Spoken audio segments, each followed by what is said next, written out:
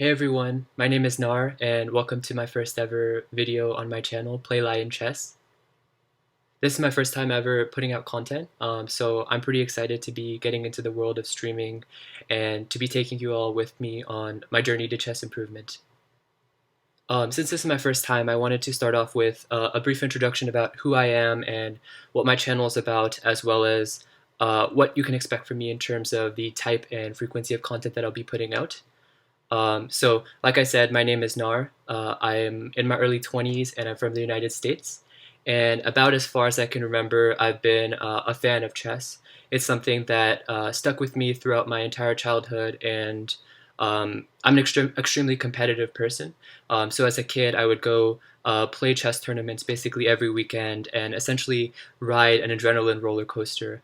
It was something that I really loved. I loved the beauty of the game and um, just how everything felt in a competitive nature. And eventually, I got a little bit more serious about it. I slowly started to improve and eventually got to the status of being an expert chess player, which is roughly 2000, a rating of 2000 if you're familiar with the ELO system. But eventually, I kind of lost my focus and interest in the game. Obviously, got a lot of other things going on in life, and chess had to kind of take a backseat to all the other things that were going on. Fast forward to 2020, and in most ways, it's really a year for us to forget a lot of hardship going on in the world. But for the chess community, it's honestly been perhaps like one of the greatest things to make chess a much more popular game. And I think that's largely in part due to two reasons. One, because the game is generally not as well established as an esport, and I think the opportunity to go online and create new viewership experiences and new game formats has really given the game a lot of new fans and a lot of appreciated support from a larger community. And I would say like a major props needs to go out to the Magnus Carlsen team for putting together this fantastic Magnus Carlsen chess tour, which has featured a ton of really exciting games, a lot of interesting new formats, and I would say just generally like really good commentary, turning the game into more of a viewing experience. So yeah, I think the latest version of what they've created is this Chess 960 tournament. I would recommend checking it out if you haven't, called the 9LX in St. Louis.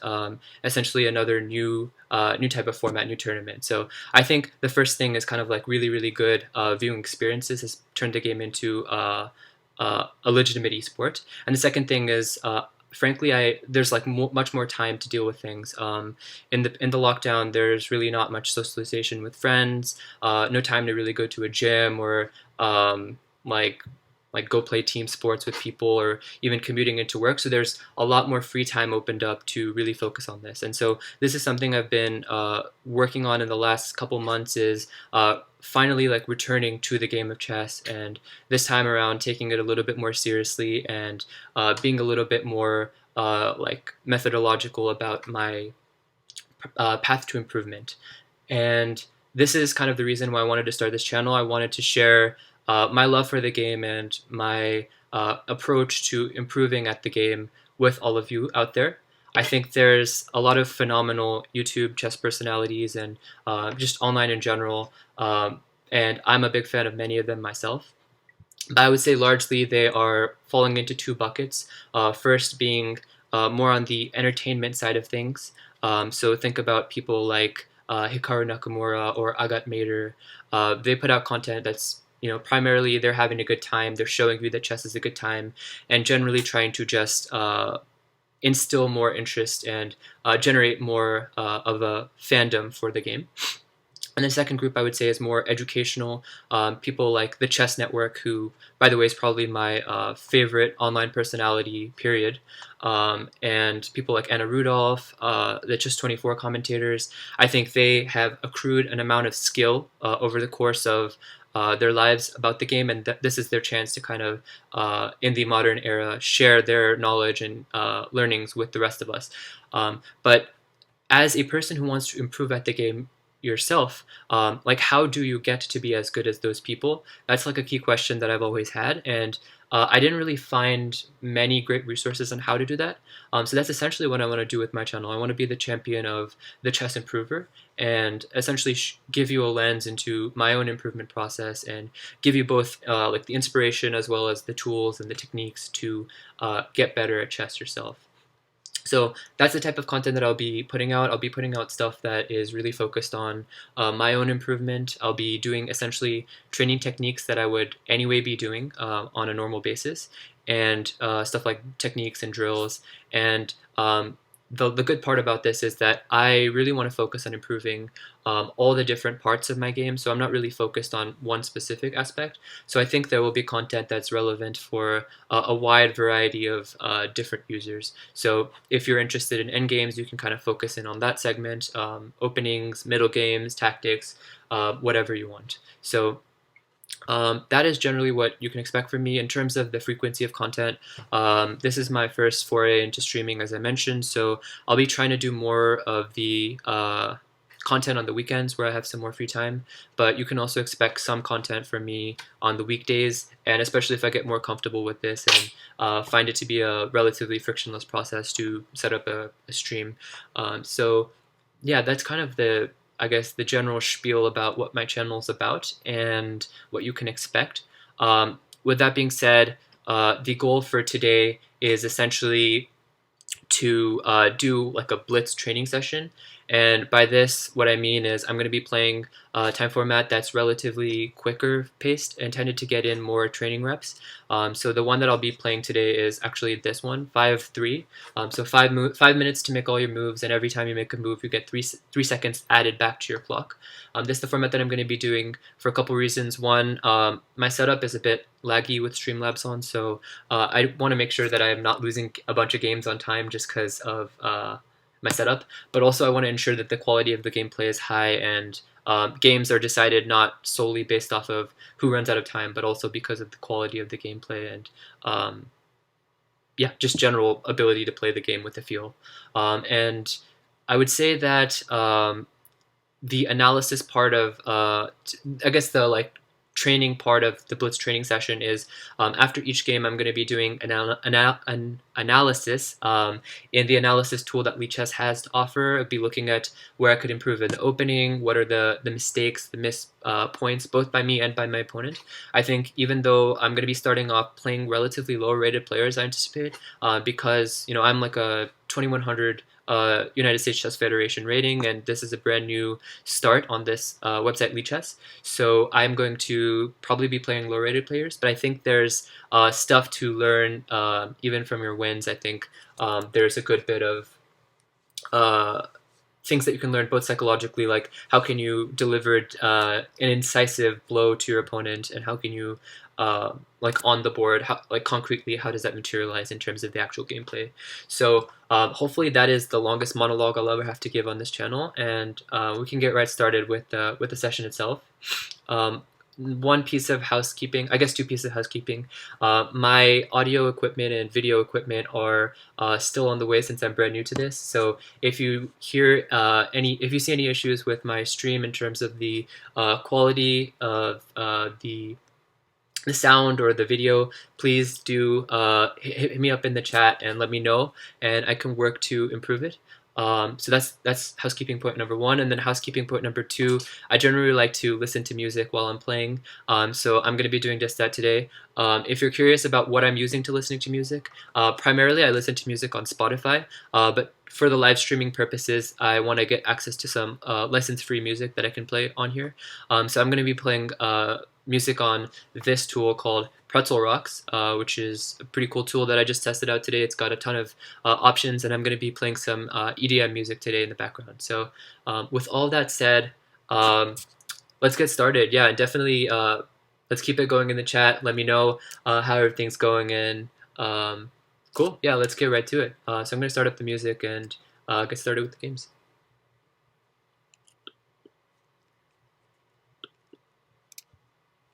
Cool, so I'm going to start off with a 5-3 game. So let's just get it started up this way. And we're going to play rated. And Yeah, I guess for now, let's just see what happens with the rating range of 600 to 2900. So let's get to it.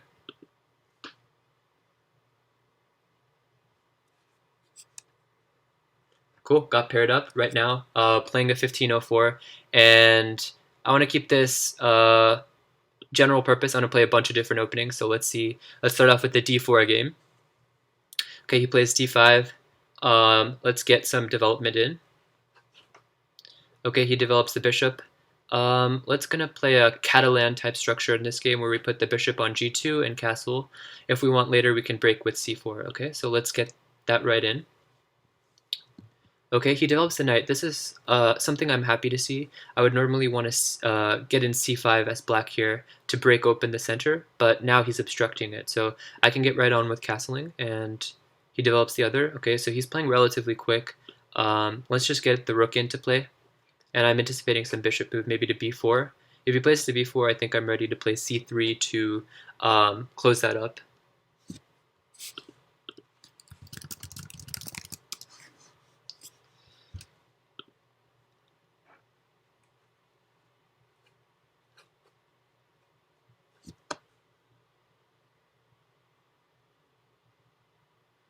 Cool, he plays bishop d6. One thing I'm noting is that these pieces are a little bit awkward. If I can ever get pawn here, then it would be decisive for the game. But right now it seems kind of hard. He's got the clamp on the center. So let's just baby step it over here. We can maybe think about expanding with b4 later on. Okay, and now I'm going to play knight d2, which is a flexible move, preparing both this pawn advance and this pawn advance. I think in order to get my uh, get my game going a little bit in the center, I need a break. Okay, he's trying to break as well. What's up, chat? The sky's up. Nice one, Snoozy Sing. Thanks for hitting up the chat. All right, so we're gonna grab here, and I think basically after we trade a couple pieces here, I'm gonna play knight f3, and I don't think I have a great advantage, but I can at least aim to anchor a knight into d4 and potentially break with b4, maybe even b4 immediately, and put some pressure along this diagonal here.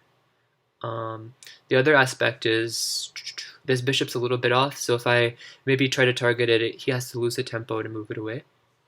My development is fairly natural, and okay, he's willing to give me the bishop pair.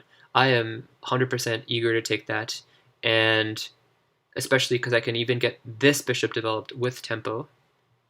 So let's get it started.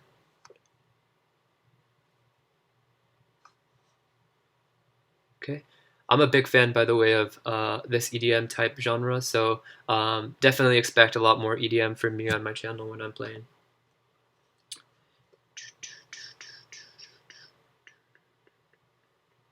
So what I want to do here is put some pressure on this pawn right here, and the way that I'm thinking about getting to it is here, rook here, I can even draw some arrows here. Rook here, plays c4 to break, and then I'm getting at that pawn.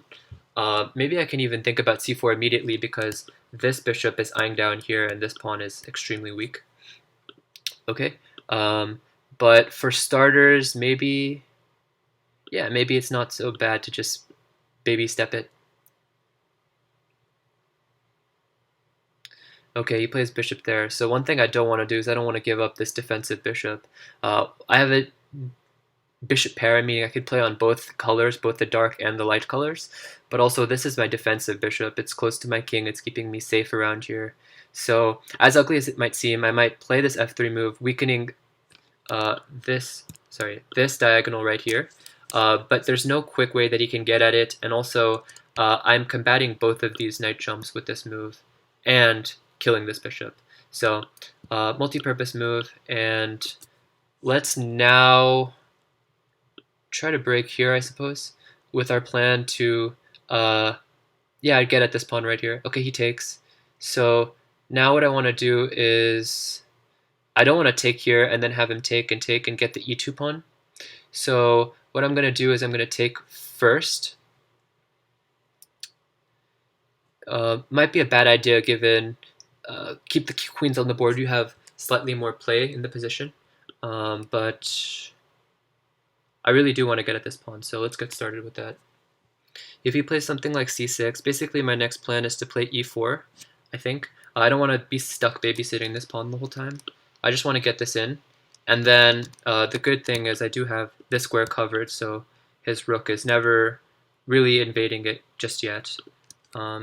Maybe I should speed up a little bit on the clock. I think some quick natural moves here would be to swing this rook around, targeting these guys over here, and go from there. Okay, he plays h6 to attack this.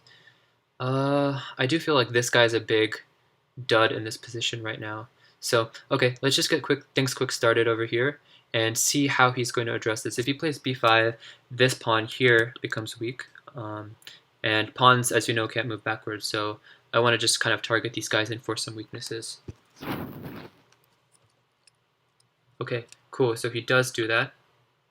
I want to play rook here to just give an eye here and see what happens.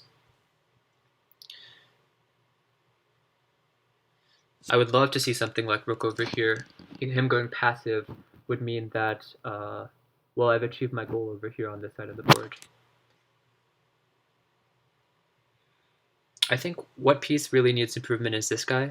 I don't, unfortunately, see a good plan to get him involved right away. But I think there's a natural plan right here of bringing this bishop here to attack this pawn and keep him eyeing this d2 square currently. And then focus on regrouping this guy next.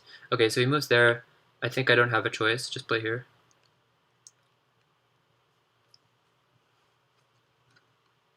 Okay, so now he can't even protect this pawn. I'm not sure what's going on here. I think I'm just winning the pawn by force. And there's no activity here or here. Both of these squares are covered, so there's no infiltration.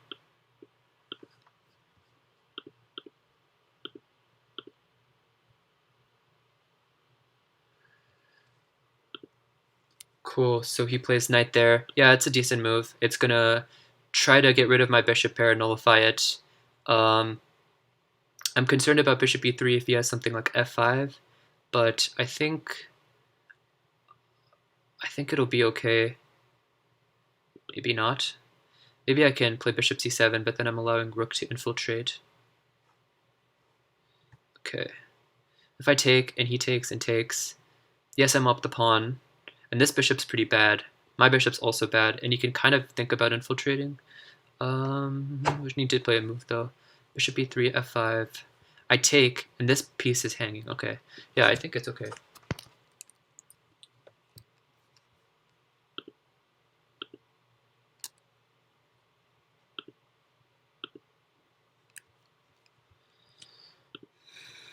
Okay, so I'm winning this pawn by force, and f5 stuff seems a little far-fetched. Other thing is if he plays something like f5, takes, when I take back, if I've already won this bishop, this knight will be hanging over here. So I should be winning that, and it'll just be a piece up. Only thing I need to watch out for is him getting two rooks active on this file, but I think that will be hard to do. My bishop will be here, keep in mind at the end of all this. So yeah, should be relatively safe there, and I think I'm just winning a healthy pawn over here. And the good thing about these pawns here is the moment I win this, I think I'll be also winning these guys. What's this move about? Not really sure. I think it's like one of those pseudo-active moves. It looks active, but I don't really see the point to it. And kind of evening back on the clock. Okay, so this is exactly what I was saying, right? I'll just win this piece. And if he takes here, well, I think even here I can play rook here, maybe? Okay, maybe it's all far-fetched. I mean, I'm just up a piece right now, so maybe just play it simple, f4. And if he moves the rook somewhere off the file, I'll get this e4 pawn, which is, well, I have to be careful. My bishops would end up together here, so I do have to be careful. But I think I can get away with it right away, because he has no move like this because his rook is hanging right now. So I think I'm able to get away with this, and this rook can't swing right here because it's defended by this. So what else should I say? Okay, he tries to trade. This is great. I'm up a piece, so I'm not scared of any exchanges. This rook is again, these bishops are beautiful in this position. They're covering all these key squares, so his rook can't go here and start attacking. Cool. Okay, he resigns. So first game under the belt, and gained 180 points from this game. Pretty cool stuff. This was a 30 mover, so relatively quick game. Let's just get the computer analysis started. In the future, we might hold off on that and just try to analyze it on our own first before doing any kind of computer analysis. But for now, let's just get that started, and we can kind of click through the game and see what are the places for improvement. Thanks for the shout out, Snoozy Singh. Happy to win my first game. Hopefully I'm not going to embarrass myself by losing too many today, since I'm playing low-rated players, and I've already called it out that I'm higher rated than these people. It would be pretty bad to lose some of them. So let's get right to it and see how we could have done better here. D4, D5. Okay, knight F3, knight F6. All of these are, by the way, the most common opening moves. So you can see how many times the game was played. And if you hover over it, you can see the average rating of the person that played it is 2415. As well as what percentage of the games white won, what percentage of the game black won, and what were draws. So as you can see right here, this is definitely an opening that has a slight edge for white if I played something like this. But that is more like a common structure, so I wanted to kind of get some Catalan game going here, which is, of course, very reasonable too. He played e6, most normal move, bishop g2. Nowhere else to really develop this bishop, given you've played g3. And from here, yeah, that move is not very common from him. Yeah, it's like one of the rare moves. But I guess it transposes into some openings that are more common. So after castles, which is best, knight f6 is quite normal. I have a slight edge here. This number means that since it's slightly positive, I'm slightly better as white, and I can hope for a slightly more pleasant game. But I'm not winning or anything by any means. And just got to be accurate here. Rook e1, slightly off. I guess, yeah, you really can't get away without playing c4, so might as well just get it in one go. I think the whole point is, if you play rook e1, and I think maybe, let's see. Okay, no game. So I think the move he wants to play is bishop e7, and maybe this rook is just, I don't know. It could, in some line, goes to this d1 square instead. So no need to immediately commit it. Bishop d6. Let's get this opening thing open again. Okay. Plays bishop here. We're already out of opening book. There's no game found with this position. Okay. So what's the plan here? It wants me to play bishop g5 and just put some pressure here. What about if he plays h6? It's ready to give up this bishop for the knight. And okay, this is definitely one way to play it.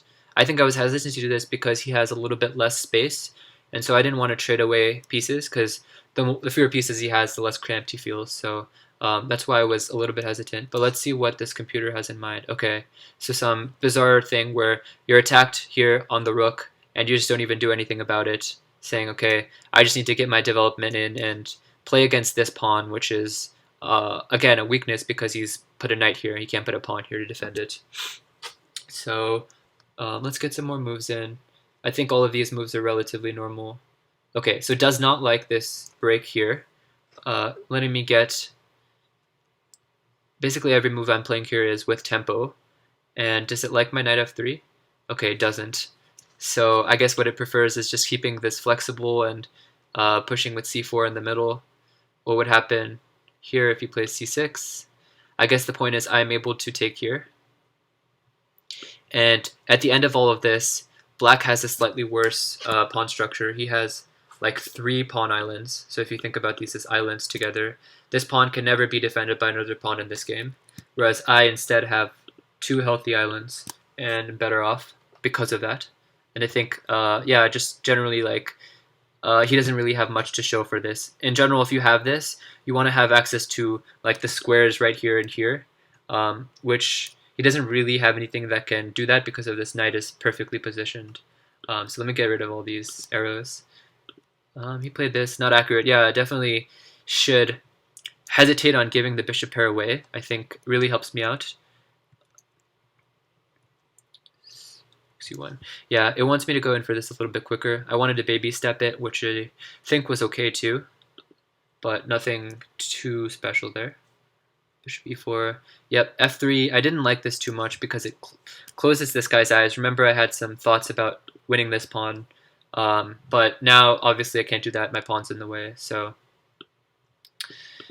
just continuing through. c4 takes.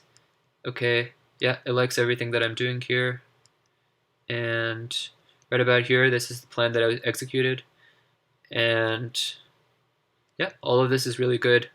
Inducing some weaknesses over here and then targeting the weaknesses that have been generated. And yeah, right about here his position's hard to save. Like, he's not even able to save this pawn. I think that's the key factor in the position. And just going forward, this tactic, yeah, this is a losing move, f5 here. He needs this pawn right here to defend this bishop, and without it, it's kind of game over. There's no real tactic that he can do to somehow, I think what I was talking about in the game is here, let's say I play some dummy move, I don't even know what a dummy move could be here, maybe h3, even if he takes here, and I take, if he takes here, I'm still winning this knight at the end of the day because the bishop was the one that was defending it, and now that bishop is no longer on the board. So, yeah, that's that, and from here, not much, he just traded and I am up. Okay. Cool, that was the game, and let's get right to the next one.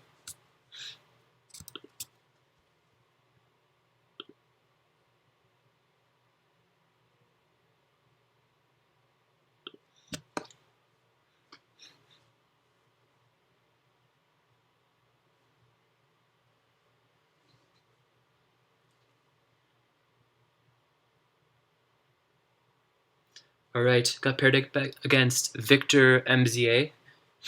This time I'm black, so we're gonna see. Let's just say hi in the chat and then get rid of it. Okay, so e4. Here we can play, let's play an e5 game. Bishop c4, okay. A little bit rare. I guess what's the idea? You can play f4 maybe. Okay, let's just develop.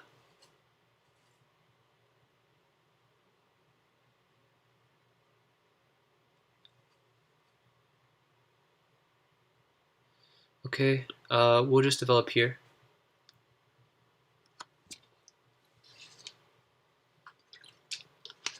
Okay, he's going for some quick attack on coordination here.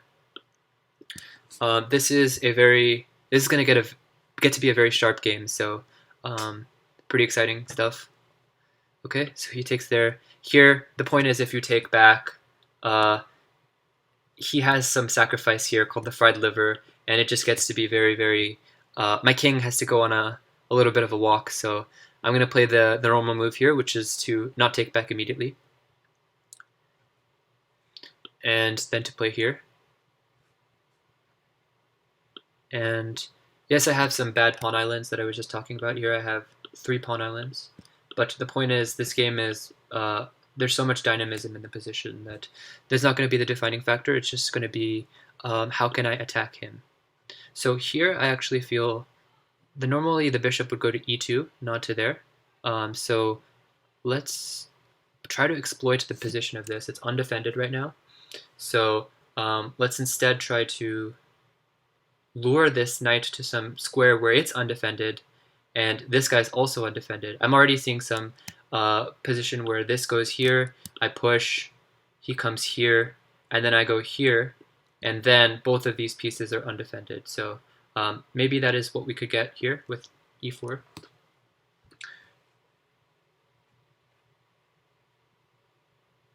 Okay, that's not a move I was anticipating. But I guess it makes sense. I can't take his knight because my king is in a pin, or my pawn is in a pin with the king. Let's play bishop here. Just some natural move. Gets rid of the pin. Now he has to do something about that piece. Okay, knight e4, knight e5. So now here what I gotta calculate is, does this work? If I go there, he does have a check here, and I think he gets out of it. Okay. So what I want to instead do is defend this pawn in a way that also attacks the knight. Maybe what I can play is queen d5 here. I think that wins the piece, maybe. Let's try it.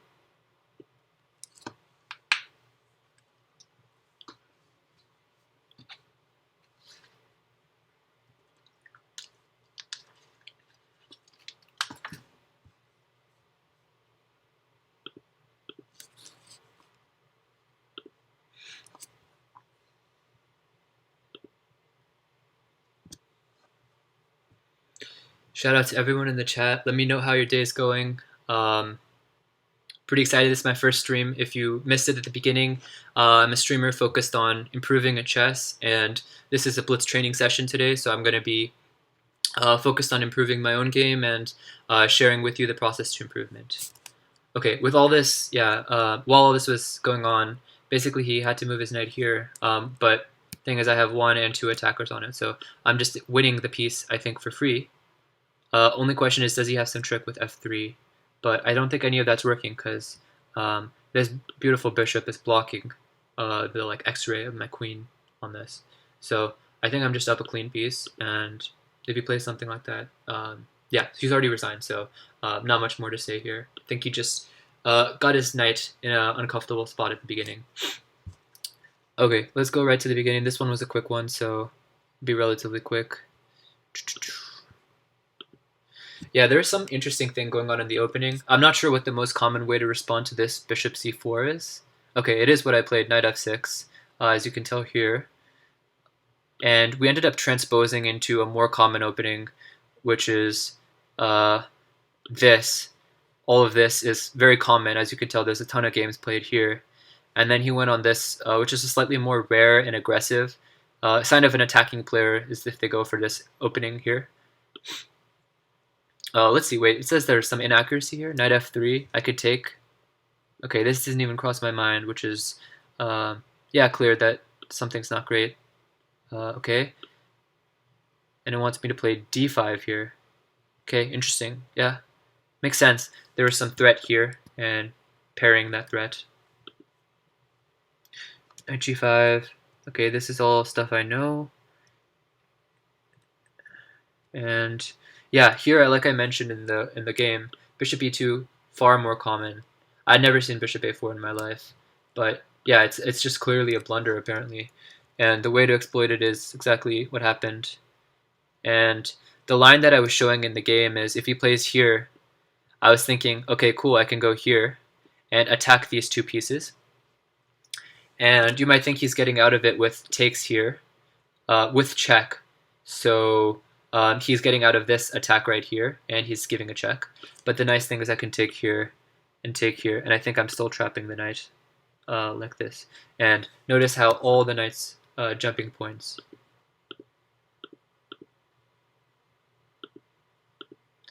all of them, are taken away by my pieces. So this is a pretty unique position that I've never seen before, but pretty cool, interesting thing that I noticed on the fly. Okay, cool.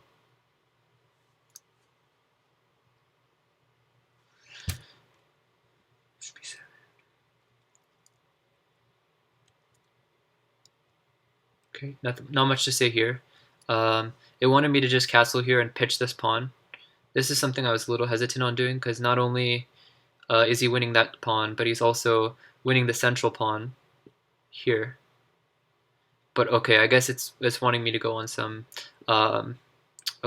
some excursion with my bishop. Basically, the point is he's not castled yet. He's still 1 tempo away from it, and it doesn't matter if he's up. I think right now he's up. He's a 7 pawns versus my 5. He's up 2 pawns, but he's uncastled, and a lot of his pieces are kind of hanging. And this pawn will ultimately prove to be pretty weak too. So I think not too much to say about this. I would have been pretty happy here. Plays knight g4. Yeah, this is of course just a losing move. But what could he have done after queen d5? f4. Okay, this is something interesting. And if I take, he wants to go back with the knight, I guess?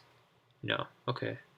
Okay, this is kind of interesting. I would have thought that maybe I could play bishop h3 or something here, prevent him from castling and attack him.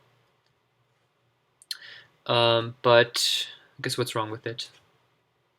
Ah, okay, my queen is, yeah, just out of play. Okay. Yeah, this would have been a game, but yeah, he made a one move blunder and that decided it. Cool, let's go on to the next one.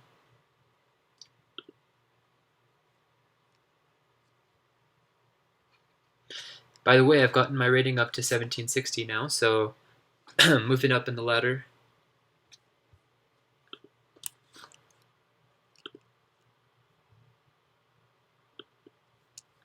Cool. White again. This time, let's play something other than d4. Let's play an e4 game. Generally, e4 games lead to very different types of struggles than the d4 ones. E4 games tend to peter out to like really, really sharp positions very quickly, as you saw in the game that just happened. Okay, let's play knight f3. Most common move. Develop a piece, get one step closer to castling. And here let's play bishop c4, developing another piece with some eye here. We could even, funnily enough, get to the exact same position we had in the last game if he plays here and I play here.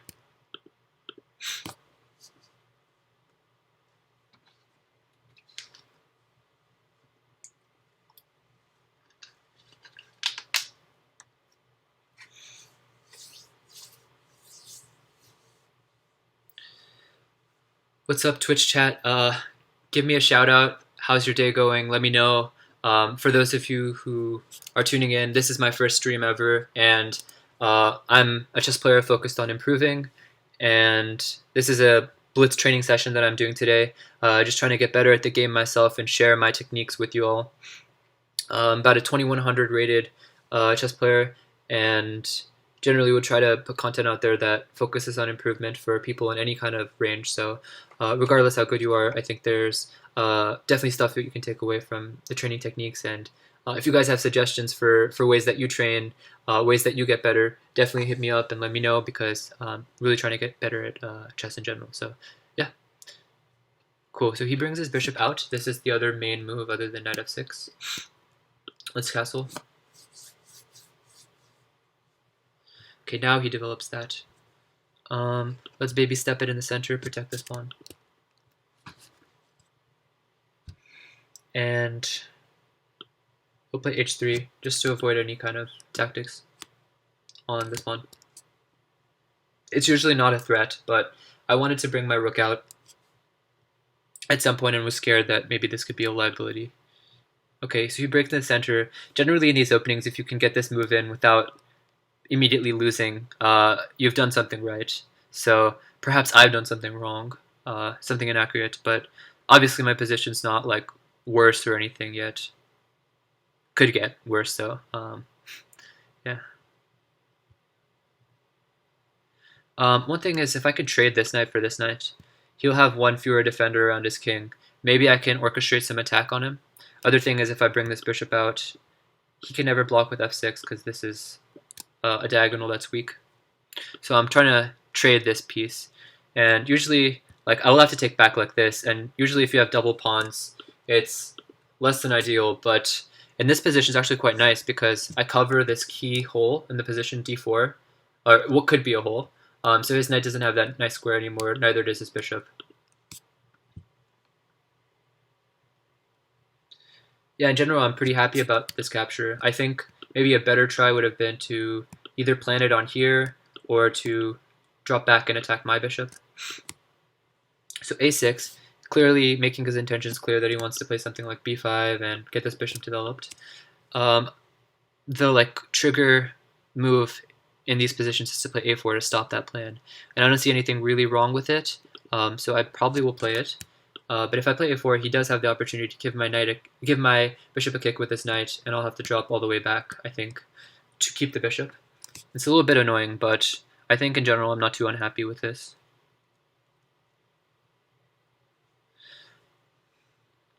Other thing is, this file is the well, I have two semi-open files in the game.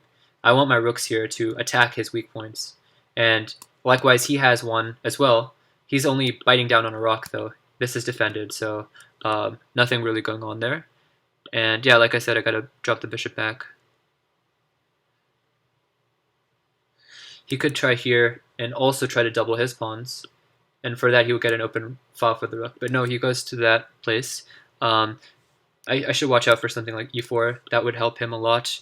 Ruin my pawn structure. This would become a terrible island if I lose this pawn. So let's get started with this. Prevent anything here.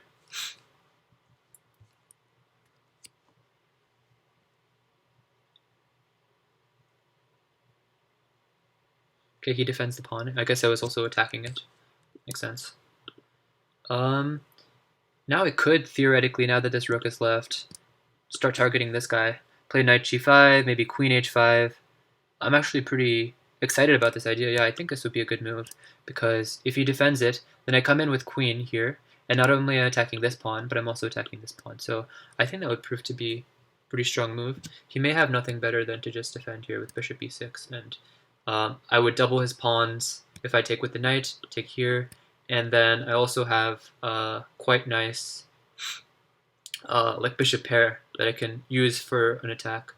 Yeah, okay. So that is one chance. I could even take like this with the bishop, and if he takes back, come out with the queen. A similar intention to try to create some attack here.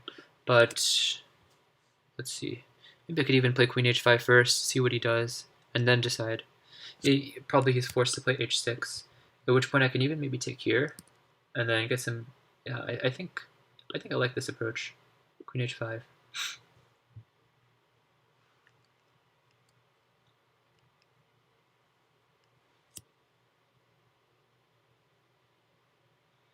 I think the problem is he'll have a very exposed king.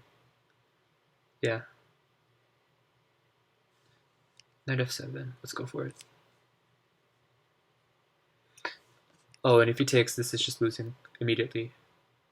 He's losing the exchange, and queens will be forced off the board as well.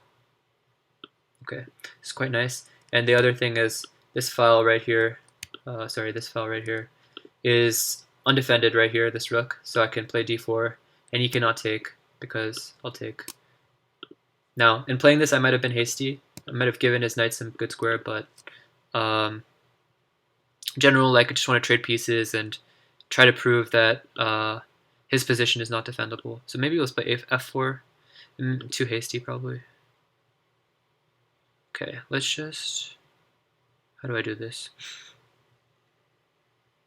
Okay, let's just get the rook in. Now I'm threatening f4, I think, and now he can't push the pawn. So, rook is still undefended. I think I'm winning a pawn by force here.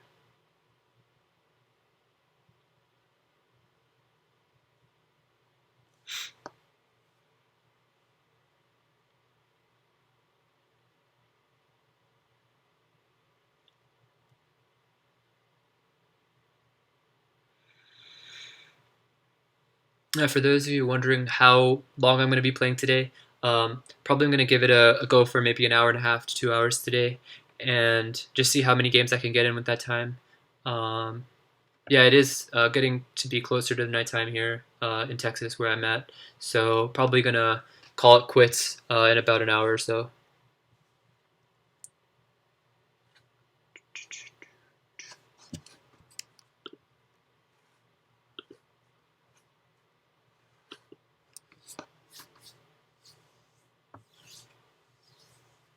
If you're wondering where the music is coming from, I have a thing set up called Pretzel Rocks. It has a bunch of license-free music that you can play on live streams.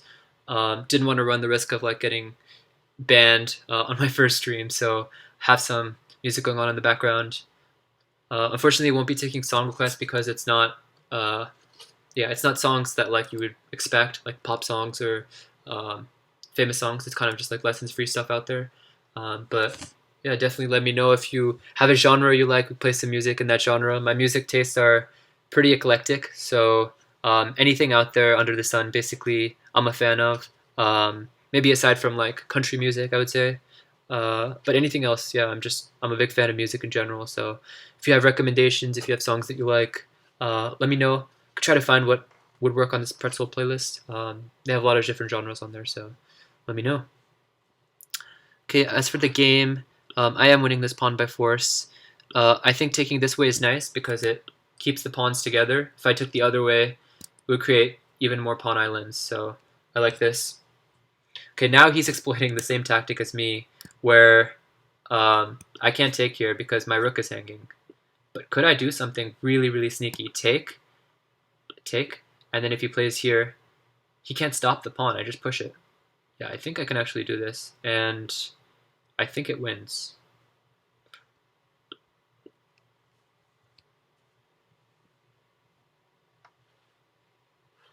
Good thing is I'm not running any real risk anyways. Even if he wins this pawn, I'm still up I'm still up a pawn, so I'm not losing by any means.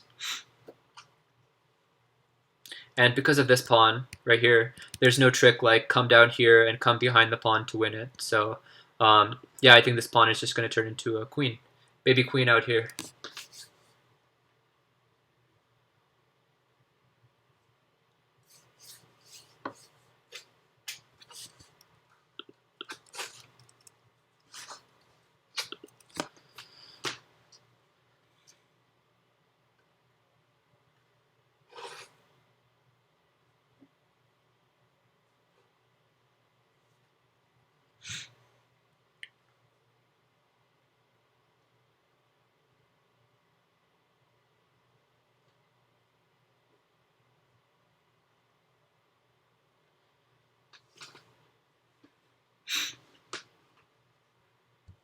Yeah, so I think probably they're going to resign once they think through all the possibilities and understand that there's no checkmate here. That's the other thing. Yeah, that's the other thing. You may not be able to stop the pawn, but if you can give checkmate in some way, that would be nice. But I don't think that's happening either. And yeah, I don't think king h7 really changes the situation.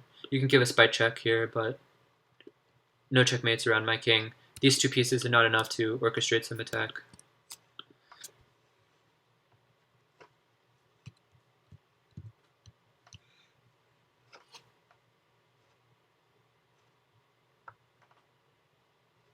Probably time to resign. Nope. Okay, now he's put this rook in an undefended square, or defended by this piece, but attacked by the queen. So if I just get rid of the so-called like chair, the leg under the, sorry, the chair under the table, this guy's gonna fall. So I think he's losing another piece by force, and yeah, I think this is it. Cool, gained about another 100 points. That's the nice thing about starting out fresh.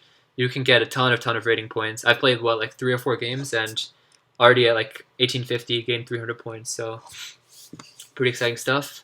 Let's go in the analysis. This is another 27 mover, so could pay a little bit of attention to the opening, but I think maybe more to the middle game. I think not too much was going on in the opening of note. Just some kind of natural development. Okay, cool. So this is all normal development. The Art of Zen by Zircon, playing on Pretzel Rocks. It's groovy.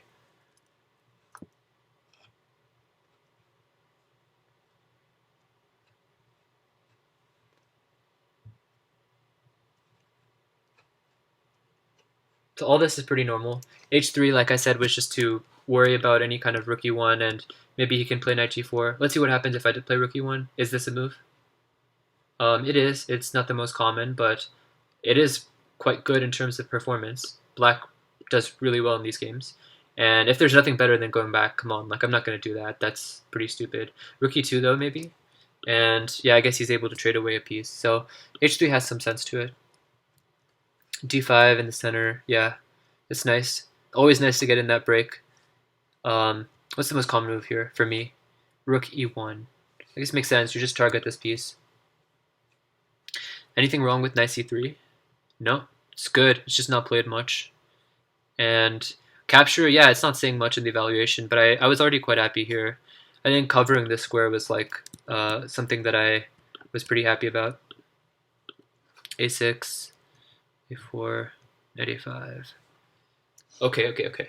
Yeah. This is where I should start my tactics radar. I can take here, and I'm just winning a free pawn. It was not defended, so he had to do something about that.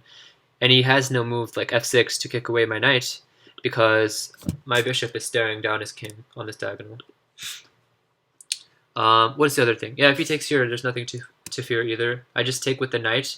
Of course, I don't want to take with the pawn and create this like super ugly sandwich, I guess like triple decker sandwich of pawns. That would be really bad. Not to mention, yeah, he can get back on this diagonal and cause some havoc here. But taking with the knight is more than sufficient and should be good. Okay, but he played this. This is straight up blunder. I missed this knight g5 move right now, which I guess my spidey sense should be tingling a little bit earlier. But after rook e1, he played bishop d6 to defend this pawn. And now I jumped on the chance to play knight g5 after bishop e6. It likes my plan of queen h5, h6, and what's the story here? Knight e6. What if he takes?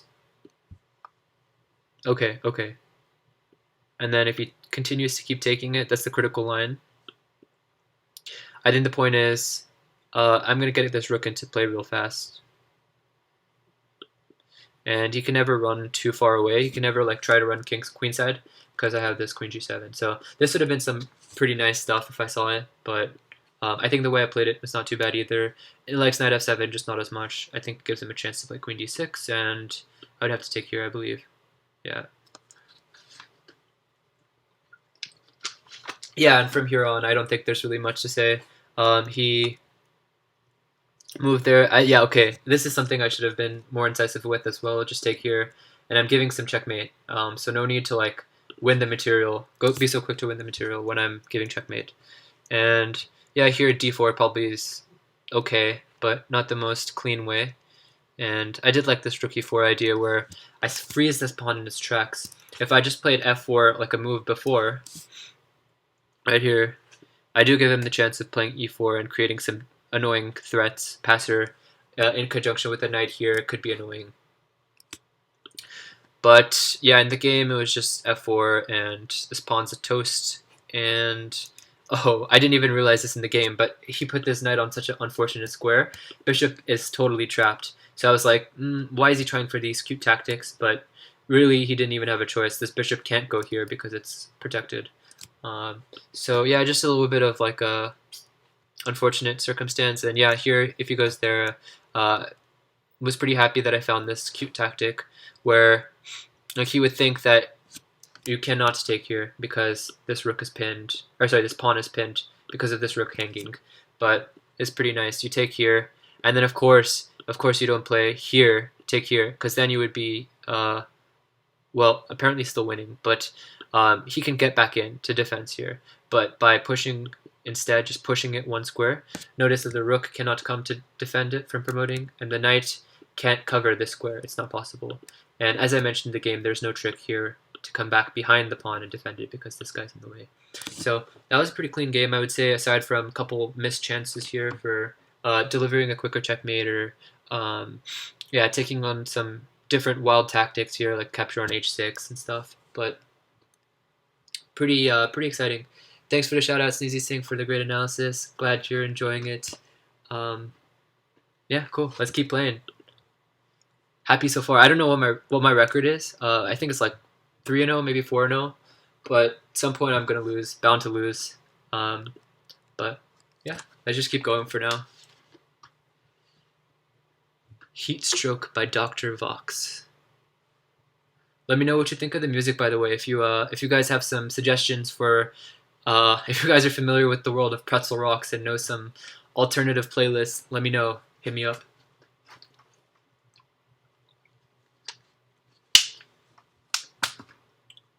Okay, white again. So I've played d4, I've played e4. Let's do something different. Knight f3, d5, and let's play this. This is like some sort of like super grandmaster trendy opening where they play, if they say like, I don't want to go into opening theory, I just want to play some chess, they play e3 and b3. I guess maybe my hand is forced a little bit now that he's pushed here. It's a pawn, right? I just take the pawn. It's a free pawn. Am I crazy? Okay. I guess I'm like mildly scared because he's moving so quickly, but other than that, I think I want a pawn. So it's always nice to win some pawns. Just defend. Okay. And let's just ask this bishop what it wants to do.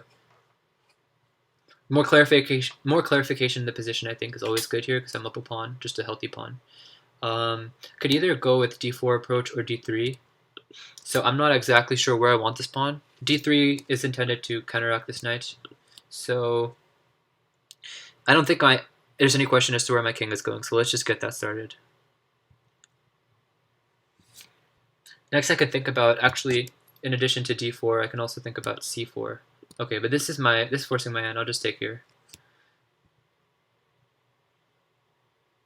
Okay, I mean, problem is he wants some attack, but like he has to get this move in and this move in to break something open here, which I should be on the watch for, but other thing is he's not castled himself. So I could think about something like e4, and if he takes, I'll play rook here, and just start to wreak havoc in the center. Let's try it.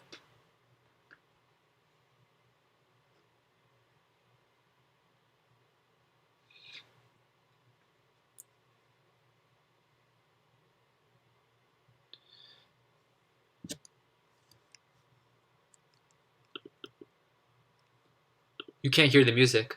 Maybe it's a quieter song. Can you hear it now? Let me know in the chat if you can hear it.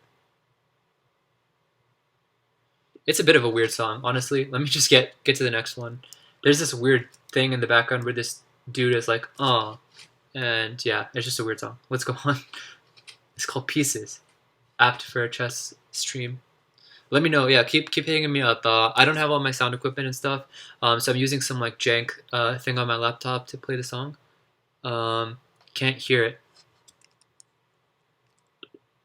Okay, I'm gonna sort that out after the game. Let me know after the game.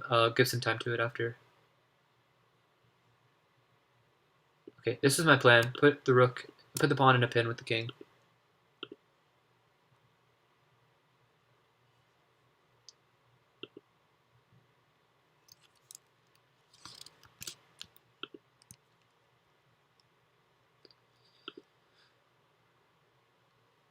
Can you not hear the music still? I see it's showing some volume on my computer.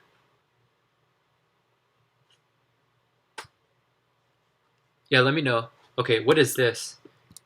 The dude is walking his king over manually. This is some bizarre stuff. Yeah, totally can't complain about the free pawn. Free pawns are free pawns. Win them and run.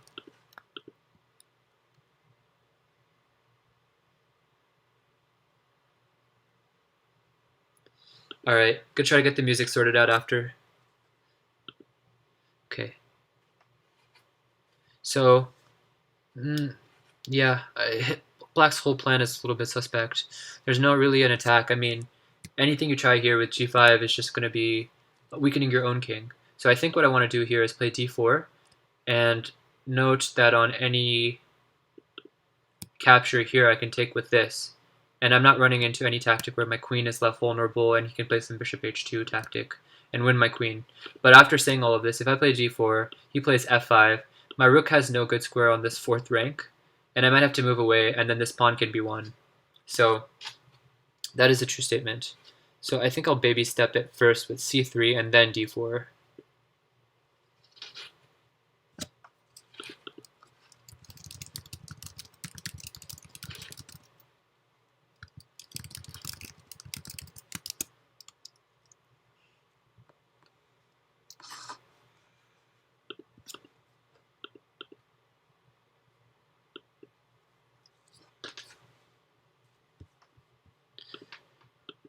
Thanks everyone for tuning in today. Pretty exciting. This is my first stream ever. Just playing through some Blitz games on bleachchess.org. If you haven't played on this site, by the way, fantastic site. Great UX, UI. Love this site. Great analysis tools as well. Check it out if you haven't. And I'm doing a streaming session on here, so yeah, people on Lichess can also go tune in there. So you can just go to my channel on Lichess and check me out. As for the game, he is trying this g5, g4 stuff. I don't know what to say. I guess I'm mildly worried that he can get something going, but probably not that bad. Because even if I play d4 and he gets something open here, right, I take, and he has something here, but like I can always just sidestep this way and I'm okay. Okay, maybe I'm a little too lax. g3, I'm always worried about some h4. How can I checkmate this dude? He's taking a lot of liberties with his king. Okay, I'm just going to lose on time if I don't make a move. So what I'm going to try to do here is just see what happens. I don't know if that's a good idea. All right, we'll just see. We'll just see.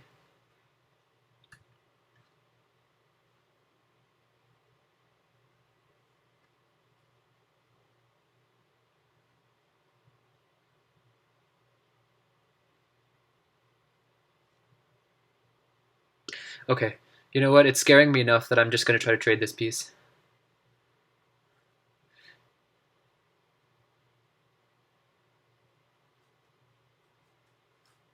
And my idea is if he takes here, I'm just going to push this pawn up and hope for the best.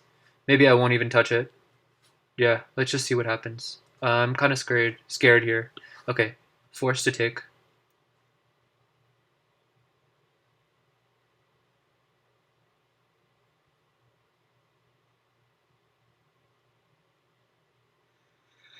G3. I think I like this move now because he has no h4. This pawn is hanging.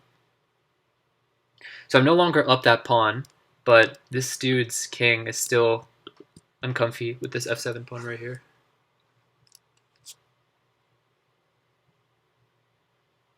So I think I want something like maybe queen b3, queen b3 or queen f3 after he takes. I mean, I don't see another move other than takes. Seems kind of only way to keep the attack going and threat maybe h4 next. But I want to get to this pawn right here. And good news is now that I played g3, this rook is defended. Okay. Gave me a heart attack for a second because I was worried about some rook infiltrating.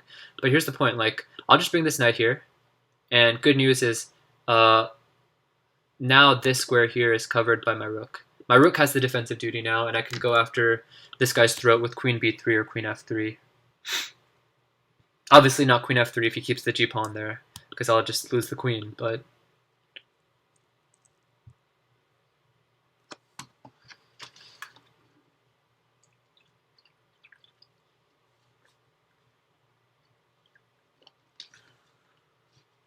Okay, he took there. Question is, which way do I go? Here's the thought. If I put queen on b3, the knight could go to f3 and bother this queen some. Additionally, b3, I'm eyeing this pawn right here. Let's go to b3. Maybe it has the added benefit that's a little bit more subtle, so you might even miss it. I mean, you don't want to play like this, but it's just a thought. Like, practically playing positions too is part of the game, so... Yeah, he defends it, of course, and defends this too. Pretty good move, multi-purpose. I'll play the knight here, and in addition to attacking the queen, also covers this and this square. I'm pretty happy about that move. Right now I'm not up a pawn, and he is kind of attacking a bit, but I'm happy because this piece is really inactive. This piece is, for now, inactive. Only question is, how do I get this guy involved? Maybe I just tuck my king in here, say knighty knight king, and try to do something over here. Try to maybe put my knight here. I maybe can be worried about rook e2, rook f2. Also low on time, so gotta watch out for that. Other thing is, now that his knight is inactive here, I can maybe target it further with knight e5. Sorry, target this pawn here further.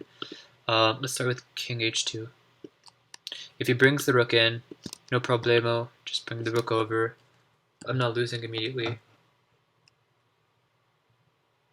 It's always scary though. Yeah, this pawn here, like he's got this square. If he ever can teleport his queen right here, sorry, let's just do this. If he could teleport his queen, I can't move it, but if you could teleport it right there, it's game over, checkmate.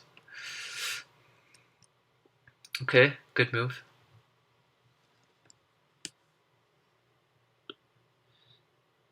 Kind of forced, maybe. Good thing is he might have this threatening two things, but I can always take here with check, so I'm not losing anything immediately.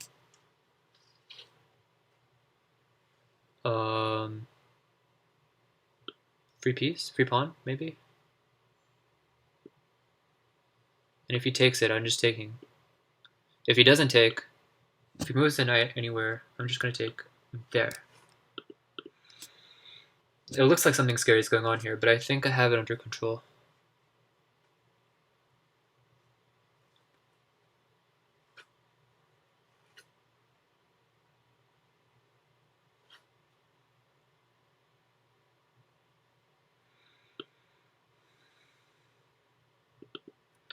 Just as I say that, I realize if I play rook f1, he can take here, and if I take back, he has queen f3, and I am dangerously close to being checkmated. So I'm gonna hold off on being crazy. Yeah, I have an idea here, which is if he takes, I'll take back, and then if he plays queen f3, I'll bring the queen in here, and then I'm covering that square, and he's forced to flush his queen back. I'm just up a clean exchange at that point, and maybe a pawn too. I think he sacked a pawn for this. He, of course, can't play queen there immediately because I would just take. So I think this might be his plan. Okay. Very scary stuff right here. Alright, let's just get in there. Give him a check with tempo. Oh no, I might be walking into something here. Okay. Just play queen here. Oh man, this is scary.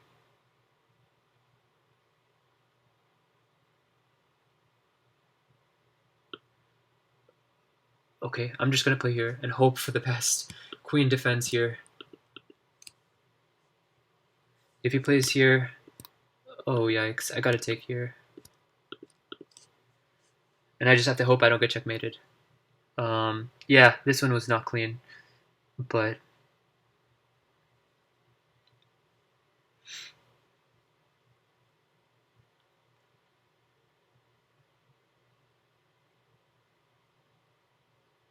okay, I can breathe now. I can breathe because I want to play queen here and trade some pieces. And he has no quick thing here because his queen is undefended. If he moves the queen somewhere far away, I can win this piece. Okay, now I'm quite happy. Can always come back here and win this pawn. Okay, d5. Just irritate this knight. Put it on some awkward square. And maybe this pawn will even just queen. For now, let's babysit it. Babysit it. Yeah, kind of nervy one. First kind of game where I felt some chances to lose. Okay, timeout. So win this one, get to 1900. Okay, yeah, before I get into next game, let's try getting the music working.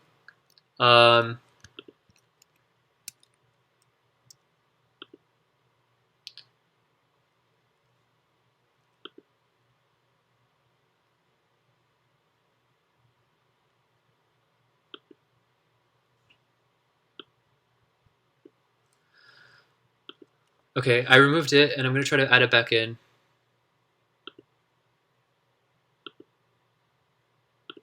Okay, adding a desktop audio output capture. And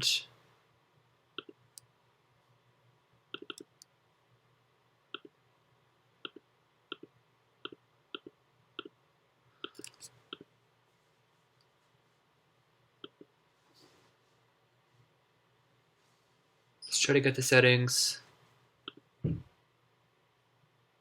Okay, let's make the auxiliary.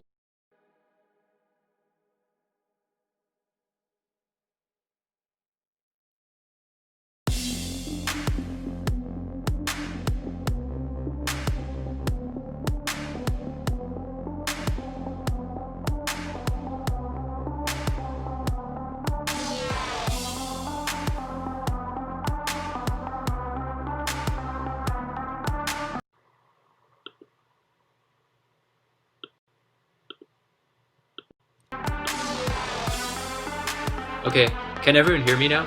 Let me know if you can hear me, let me know if you can hear the music, let me know if the music's too loud. Ironically, the song is called Louder by Astral. Alright, I hear woo in the chat, so I think it works. I'm gonna turn the music down. Let me know if it's too loud. Yeah, just playing with the audio settings for a bit today because not sure. First time with the mixing of the audio and the thing. For me, it sounds fine on my end. Everything sounds good, like right amount of volume. But okay, was the music not working the whole time? I feel bad then in that case. I've been talking about this Pretzel Rocks thing for probably the whole day, and if it didn't work, that would be sad and unfortunate. But as long as it works now, I guess sounds good. Cool. Thanks for the help, Suzy Singh. All right, let's get started with next game. It has been about an hour and 15 minutes so far. Let's maybe play 1 or 2 games. Getting to the point where I'm a little bit tired from the game, so quality of gameplay may be going down. Sorry, I totally even forgot that I'm supposed to be analyzing the game that I just played. That's the whole point of this session. Let's analyze it. It was only my 4th game. Wow, okay. Felt like a lot more. I guess the games go longer because of the 3-second increment.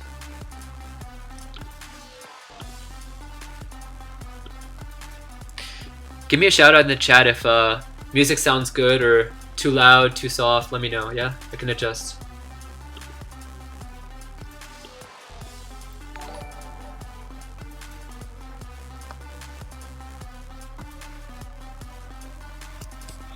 Thanks Kite TV for the follow. Appreciate it. Cool. Yeah, I'm just analyzing my game that I just played, the 4th one. This was a Knight F3 game, so different from the other ones that I played today. What can I say? Let's see.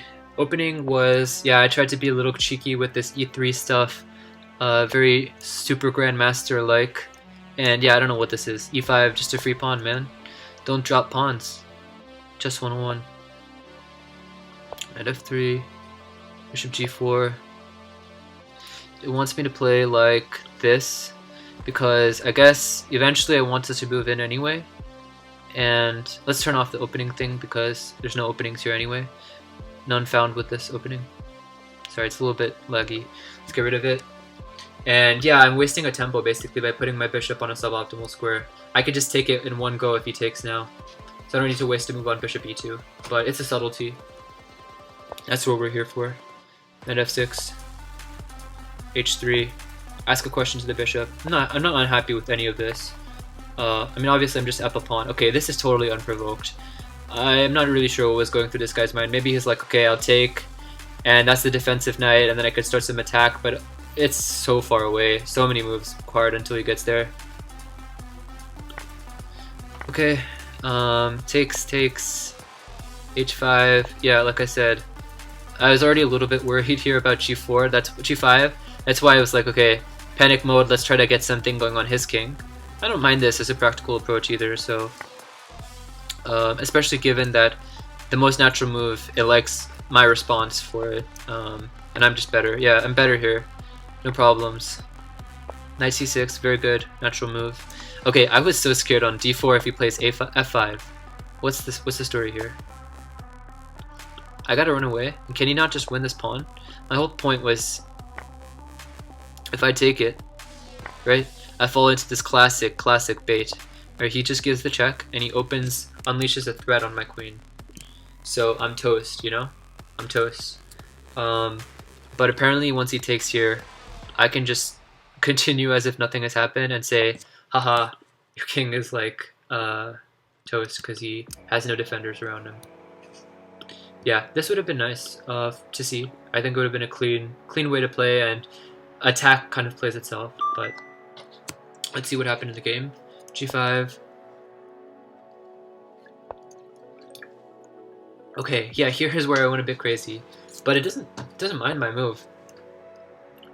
Basically what I was worried about here, most natural move in the world is to take here, and I thought, okay, he takes back, I take, and nothing's really bad is happening, but oh my goodness, he plays queen h4, and this is the idea that I saw eventually and scared me. If I play g3, at best, I have a draw, right? If he says, okay, I'm showing mercy and I want to just give you a draw, like, probably has much more here. I'm probably losing this rook entirely. That's why I got scared and said, let's get some control over this diagonal defensively with this bishop. And if he trades it, and we get what we saw in the game. And surprisingly, this is still good for me. Yeah, I'm surprised. I thought I butchered this really badly. But it's, yeah, all the moves I'm playing are recommended by the computer. I guess the key is this guy has to go ultra defensive, and so I'm okay.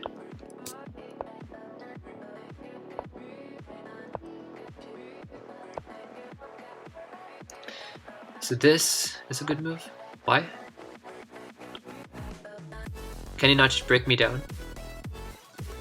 Ah, okay.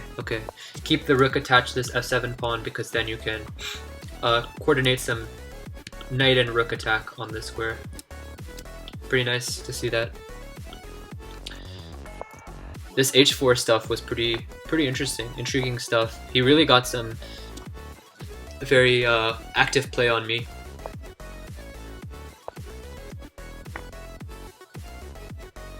Yeah, okay, here I was like really panicking. I was kind of low on time and was super worried about queen slithering in here to give checkmate. Also the knight jumping in. Also some like rook takes here. And now my rook is in such a bad spot where this knight, if it jumps in here, it's forking my king and rook. So just a little bit unfortunate, like everything's unfortunately placed for me. But somehow I'm still really winning right here. And yeah, I guess the move it does want is what I did in the game. I was mildly scared here about rook takes. The point being that if I take here with the pawn, he's got this fork, and I think I'm just busted here. Yeah, I'm just down a full piece, and the attack continues. But yeah, 96, I guess is the computer's recommendation. If he had done this, what would be the idea? I would take here, I think has to be the case. And my whole point was, this is covered, right? This whole rank is covered. He has to do something immediately about both of these pieces. Oh my goodness, true. So he has to play here to prevent me from taking here by putting me in a pin. And then I would have the ability to get active and defensive at the same time. And this is a dream position. Like, I don't think I'm up any material. I'm 6 pawns to... Okay, I'm up 1 pawn. He has 6 pawns, 5 pawns to 6. But I'm totally crushing this position. Okay, cool. Good to know. Yeah, I traded queens, and from here I was pretty happy. I said, like, this pawn is more of a vulnerability than an asset, because I can always round it up with knight h4 and king h3. And then in my endgame, the king can jump really quickly to the center. You want the king as a fighter in the endgame, so... yeah, I like this. c5. He did a good job to try to create some activity, but I think this move is, yeah, unfortunately not working, because this pawn becomes a really dangerous pass pawn, and guy turned into a baby queen once he got there, so yeah, not much to say about that. Already it's losing. Yeah, already I could have tried this. I was like, okay, let's baby step it. I'm not too, yeah, I don't think I'm too upset about any of this. It's not, nothing I'm playing is losing the advantage, so can't complain. Okay, and that's game, he resigned, yeah. Cool.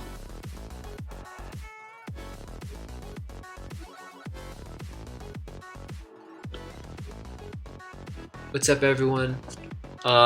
This is my first ever stream. I'm out here on Lichess, playing a bunch of Blitz games and analyzing them as I play. My channel is focused on my own improvement at the game of chess. I'm a big fan, been playing since I was a kid, and because of the pandemic and the lockdown situation, been getting really back into the game. And yeah, in this channel I'm going to be sharing my training techniques. Today is a Blitz training session, so just playing a variety of openings and getting a feel for the game. Thanks everyone for being here today. Alright, so he plays d4. What have I done? I have not played against d4 today, so I can do whatever I want, and it would be new. Play knight f6. Bishop f4. So-called London system. For a while it was known as a very dry opening, but it's used at the top level very frequently, trendy opening. Let's play d5. Get our own stake of the center. Fight for the center. Okay, e3. These are all standard moves. Idea with this is I want to be quick to get here and put some pressure here. So let's first develop a little bit.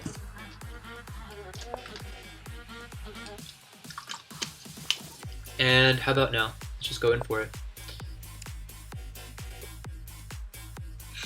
If he plays queen b3 now, which is a normal idea to counteract this, on c4, normally he would jump back, but here he doesn't even have that choice. I'm kind of just, by force, making him take here and opening up my a file for the rook, which is always nice. Okay, here, is this not just a losing move? Can I not just play c4? And he's forced to move the bishop here, and I just win this pawn, and I think even the rook. I think he's just lost. He has to give up this bishop or something for 2 pawns, which, yeah, should be winning for me, but Obviously stuff could go wrong and go crazy, but I should definitely be a favorite to take this up a piece, I think. Okay, this one, I don't think you can do this at all, unless I'm crazy. Yeah, there's no like bishop a4 to give check and also open the attack on my queen either. What? Alright. I mean, it's a rook. A rook is a rook, right? Hopefully I don't get mated. But let's see. Okay. My queen's not getting trapped either. I can always just run away. Okay, I think now it's time for operation, like, get castled quick.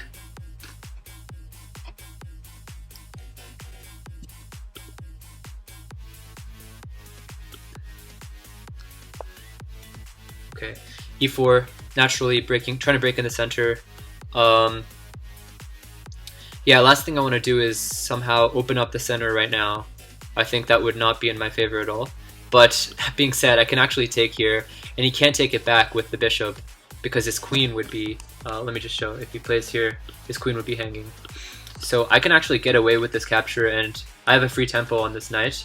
He might go away though, and then he's attacking this. And then my queen doesn't have some good squares. Let's take with the knight, because yeah, it's just the same thing but better. Because now knight here is not really a move, right? Doesn't make any sense. Also, I realized knight there in the previous position, I could just take the bishop, so... okay. This is getting pretty wild, I would say. Okay, I have an idea here. If I play knight c3 and he takes, I can take the queen. And the other point here is if I take here, he cannot go here to defend this bishop. Basically, he has to stay connected to this bishop. And the only squares, here, here. I go here, I'm still attacking his piece. So he doesn't have a chance to take my queen in any of this. I do quite like this. Only other thing I should check is I'm not getting mated. But it all looks good to me, so let's go for it.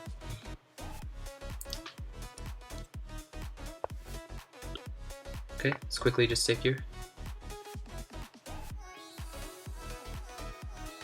And if the queens are off, like, I'm really happy with this. I think it's game over.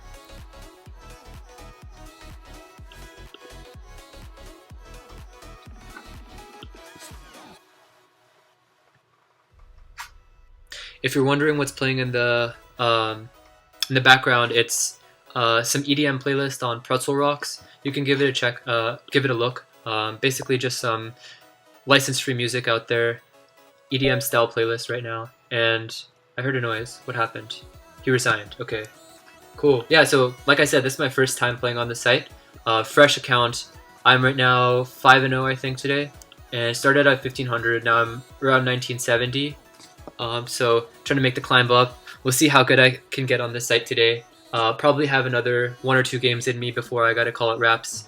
It's nighttime here, so just playing some games and we'll wrap it up close to nighttime. So yeah, like I do with all the games that I've done so far, I'm just gonna give it a quick analysis board. Try to look at the opening, see what could have done better in the opening, what the opponent could have done, and where were the blunders, the mistakes, stuff like that.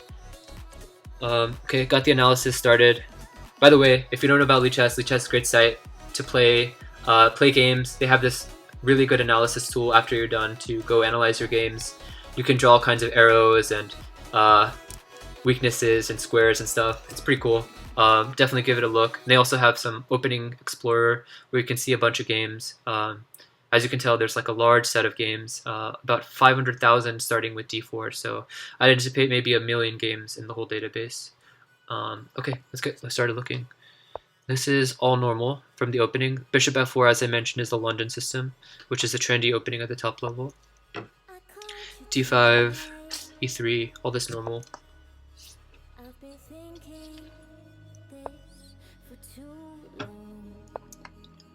Yeah, so as you can tell by the evaluation, this is not supposed to give white any huge advantage right out the gates. And it's just kind of, let's keep pieces on the board and play for some complex strategic battle. The line that I've gone for is one that tries to put pressure right here immediately. And as I was mentioning in the game, normally on queen b3, this is the thematic move c4. Sorry, I just have something in the background telling me on the hour it's 9 o'clock. But yeah, here the thematic move is queen c2, but he cannot play that because both these pieces are hanging. So he's forced into taking here, and forced to waste another tempo on this bishop too. And I'm very quick to get some play here with b5, b4, and really try to break down his queenside structure. Already combined with the fact that my rook is open, I would have been pretty happy here. But okay, as it went in the game, queen e2 is a horrible mistake. c4 is just winning a lot of material just right out the bat. And not much more to say here. I guess only thing is, make sure you don't get mated, make sure you don't blunder the queen, get trapped. None of that's happening here. Yeah, it's all good. It's all good. And yep, it liked my idea here. I was initially seeing ghosts after I take here. Well, he can't take. This was what I was pointing out in the game. Because his queen is unprotected right here, and he would lose it. I was thinking he could play knight here and attack both this and this, but of course I can just take his free piece. Free pieces are free pieces. And this was a cute little way to end the game, where, yeah, I just saw a combination here.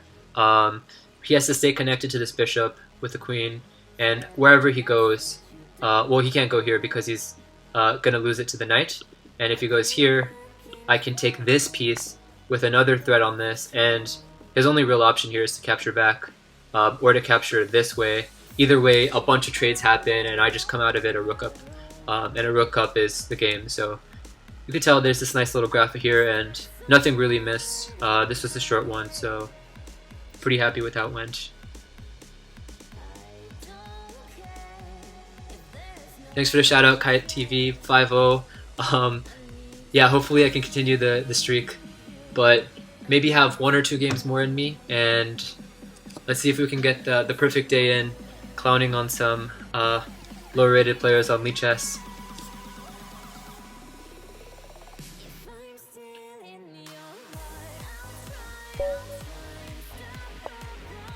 Alright, 1948, Buyuk Altai.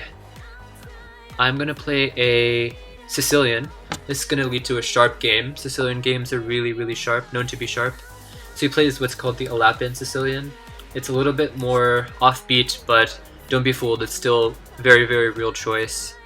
Leads to some crazy, crazy attacking games for White. So White's whole concept is that he wants to build up for a push in the center. And the version that I'm playing, it's slightly seems weird because your knight is going on some wild adventure and he can get pushed even further, but the theory has shown that you just let it happen and you just build up a center. Okay, this is abnormal. At least you usually normally play knight f3, and this pawn is never running anywhere because it's pinned. Anyway, I can talk about it more after the game, but this position here, yeah, I'm not too familiar with the exact setup you're supposed to go for and stuff, but in general you maybe push here, maybe go knight here. It's very vague, but I'm really not exactly sure here. Maybe I take and play knight b, either take or knight b6 would be the main moves. Knight b6 might run into some annoying d5, so I think I should just take and then play d6 to break his center. If he allows me to take and take here, well, he's going uncastled, and this pawn is super, super weak. He has a bunch of random pawn islands. Okay, this move is a good move. Basically, if I'm developing the bishop, I'm wasting a tempo. But if I play knight here, I might run into some d5, and oops, my center is getting crushed. So, yeah, it's a good question what to do. Let's try some, I don't know, b6? Seems scary. Maybe I'm just too easily scared here.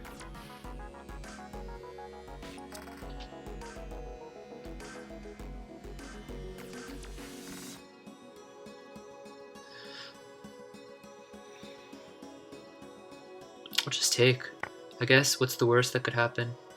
Famous last words. Play bishop d6 on an active square, and if he plays some bishop b5, I'll just play knight here, and I'm okay trading some stuff, I guess. Maybe not.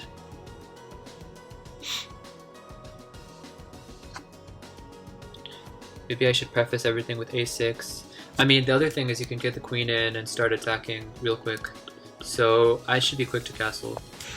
Alright, let's see what happens. I guess, worst case, if he tries to play bishop b5 and queen a4, I always have some capture here and then play a6, and I'm not going to lose a ton of material by force. I might just end up with some worse minor pieces. Some worse, like bishop for knight type things.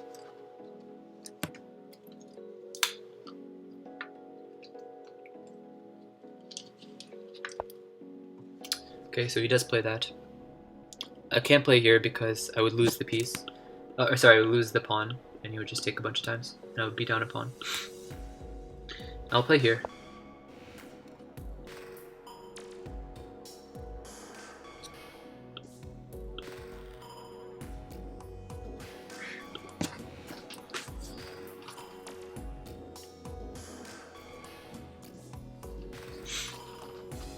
Yeah, so the move I'm anticipating to keep the pressure here is queen a4. I think this is the principled idea, saying, okay, you have this knight, it's pinned right now because of the bishop. I want to prevent you from castling, which is what I want to desperately do right here. I want to get out of this mess going on here. Queen a4 does that, but I might be able to take, and on takes back, play a6, push this bishop away. If maybe given the chance, I might even be able to win this pawn in the center. But it's all very far away. For now, I just need to see what he does, and if he lets me off the hook, I'll castle. No question about it.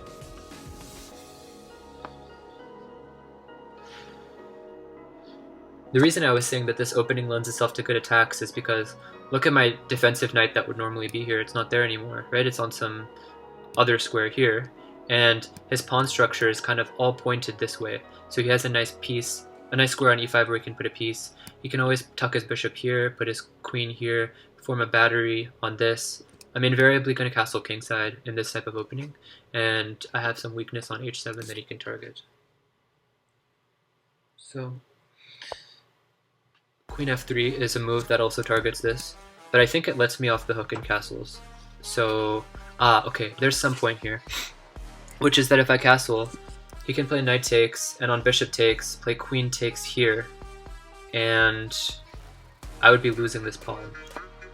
Maybe I'm forced to play bishop takes, which I wasn't too thrilled about, but maybe I have no choice. Okay, let's do it.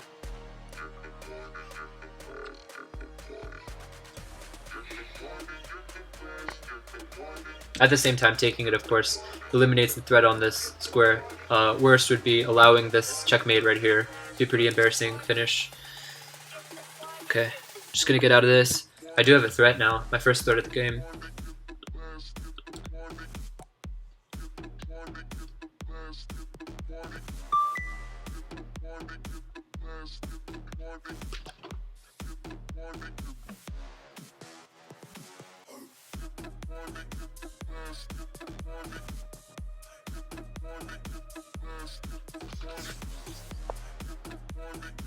Okay, he defends it.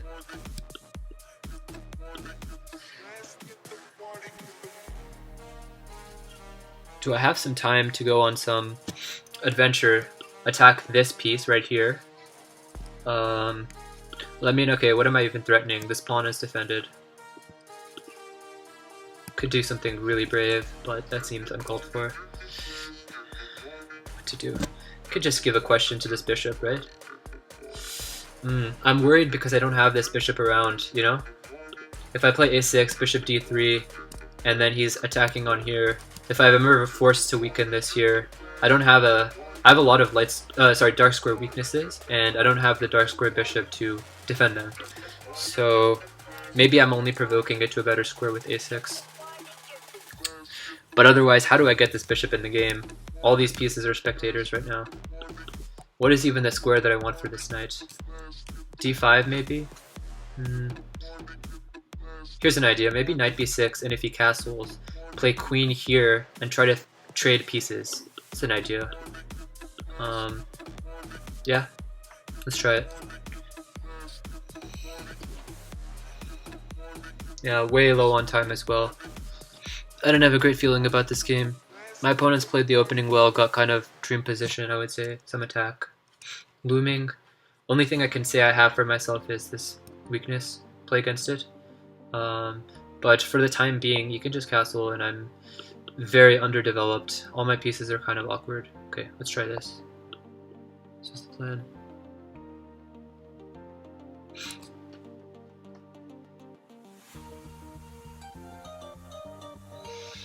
I think the principled move here would be to try to keep the queens. And, I mean, I say keep the queens because he has to do something. Right now his queen and bishop are both attacked. Maybe he could try something clever like queen g3, bishop h6, giving mate. So queen g3, maybe I don't have time to take, and then he goes bishop h6, g6, and somehow tries to slither his way in here. That would be, yeah, that would be a nightmare. And okay, do I take? I mean, that was my whole concept, but I'm bringing the bishop to this lovely diagonal, and maybe at the same time slowing my own development down. But if I play bishop here, and then he gets the queen move in, I could really have some problems here with checkmating threats. I'm saying, like, lesser of two evils, let's just get this in, and maybe I can live with this opening, or sorry, with this trade, if he takes. At least I can get my development in, right? Like, I'm not getting mated, so some opportunity to outplay him in the endgame. It's opposite color bishops, which usually has drawing tendencies, especially if there's not many pieces left on the board. So, yeah, I wouldn't say I'm better by any means, but I'm definitely happy. I have an easy target to go after, and some clear play, I would say. Yeah, he plays that. Makes sense. Let's just not devote a piece to defense of that pawn, just put it on a defended square where this pawn covers it.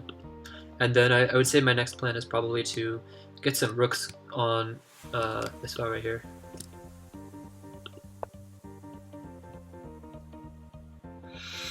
Which rook? Probably this rook will have some role defending this pawn. This rook is doing absolutely nothing. Let's put it there.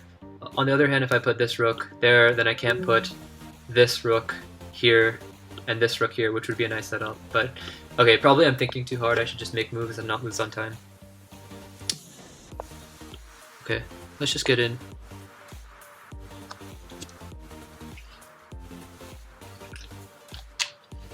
I can also go after this rook here. Okay, this is giving me an open file to work with. Quite happy about that. And next step is maybe to get some flight square for my king, so I'm never in any danger of getting checkmated on the back rank. Can go after these pawns. Since I have the open file, I think I'm the only one playing for anything right here. I definitely have the chance to press for a win, but could also very easily turn into a draw. In terms of the flight square that I want to create, probably I want to push this pawn as opposed to this pawn. Just so I don't weaken my dark squares, as I mentioned earlier. I don't have that dark square bishop to defend. And yeah, let's just do this. Let's play here. I'm attacking this and check. He'll probably play up, yep, and then I'll just play here. And not too thrilled about my prospects of winning this, but you never know. Both the one time.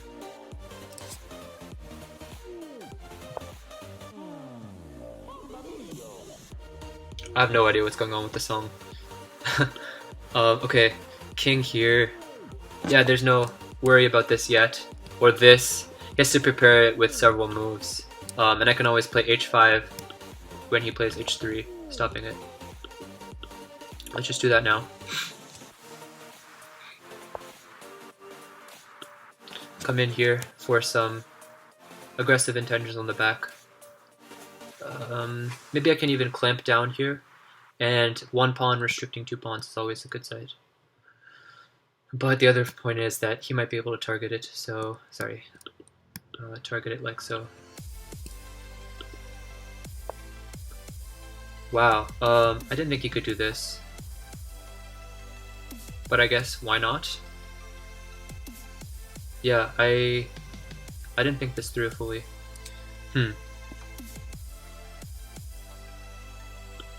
Okay, let's try this. And play here. If he comes there, I can take. And the point is, if he goes there, then I can win that pawn. Okay. I am very scared now. Okay, let's play here. Preventing that. I'm probably gonna stop drawing arrows just so I don't lose on time. Okay. I'm gonna lose on time. Oh no. Okay. Just gonna play king here.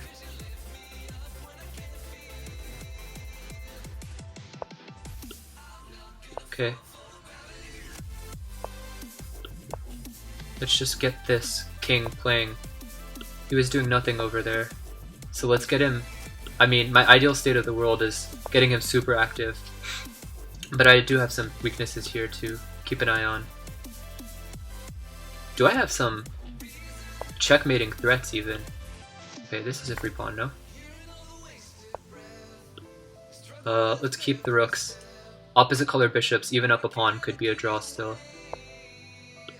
Okay, let's give this check. And then we'll come here. I think I'm winning this pawn by force, maybe? Unless he plays king c3. Okay, let's just try to get this pawn going. Ah, I messed up. He's gonna be able to trade rooks. Okay, he doesn't.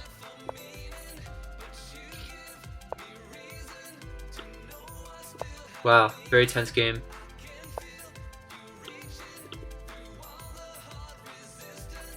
I don't even know.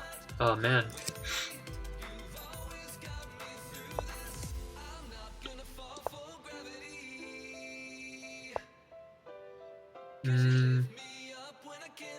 It's tough. Maybe I don't have a way to win this. I guess this doesn't hurt. Regrouping this bishop, but where to? There's no plan. Maybe there is.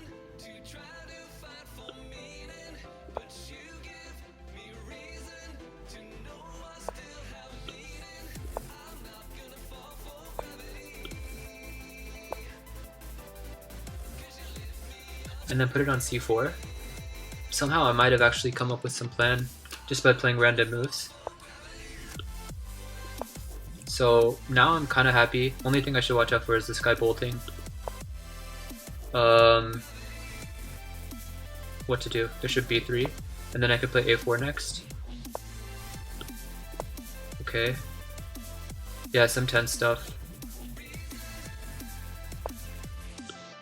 Okay, that's a piece. And this is a check as well.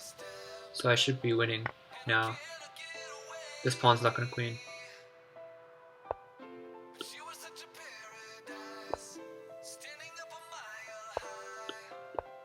Yeah, even if I have to give up the rook, I think I'm okay. But I don't believe I will have to. This pawn should win the day.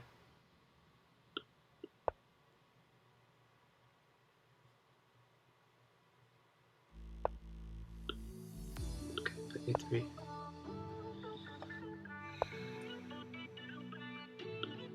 a2.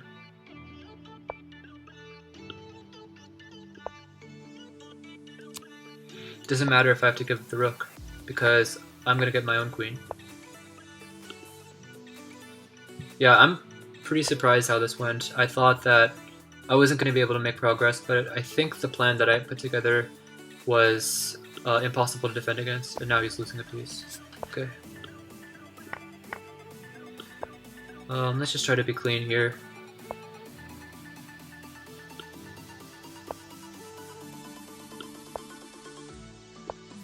Not a stalemate because he can move the pawn, and that's checkmate. Cool. Yeah, I got over 2,000. Pretty drained. This would have been my last game, I would say. Let's just get in an analysis quickly on what happened. This may be the most interesting game. 76 moves, a real marathon out here. Yeah, pretty interesting game, I would say, like on the whole. Didn't feel like I had anything out of the opening. In fact, I was probably worse. Um, but yeah, like I said, this would be my last game. I'm just gonna analyze it and then wrap up for the day. Okay, so let's just get started thinking about this opening. He played this, what is called the Alapin variation. I played one of the most common moves, and your knight gets kicked around, but you have your own play in breaking up white center.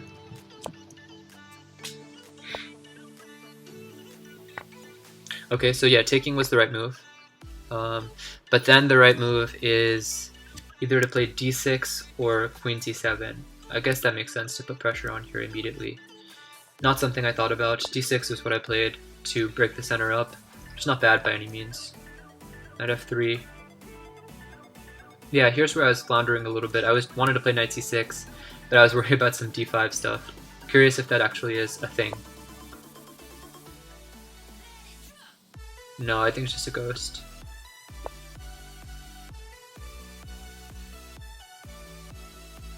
Apparently this is okay. Yeah, not something I would have known off the bat. I think requires some more opening preparation to understand this, and that's its own kind of area of preparation. This I just wanted to get the feel of the game, I would say. This is my main goal for today, to get a feel for the game. Knight takes e5, bishop d6. All of this has been seen in some games. Some reasonably high-rated players. And wow, you can tell by this graph there is a lot of crazy slips going on. Both of us made some big mistakes. But we'll get to that. Queen f3 makes sense to attack this pawn. What I was saying in the game is, let's say I play something very careless. Let's just checkmate in one right here. But okay, in the game I did take the knight with my bishop, and that was the thing, the moment that I gave up my dark square bishop, so I never can create weaknesses around my king with dark squares. Castles make sense. Bishop f4, knight b6. What's the correct move here? What's the most accurate move? Bishop b4, it wants me to play queen a5. This is what I was initially planning, but I realized it was a phantom threat. I'm not actually attacking this. But I guess it's just one of those moves that frees the square open, and you can maybe start to get some development in. It's kind of scary. I wanted some clarification, and that's why I played this knight b6 plan. Yeah, it's not the most accurate, but I think from a practical perspective it makes sense. And the trade, yeah, all this is good. And yep, exactly this plan that I went for.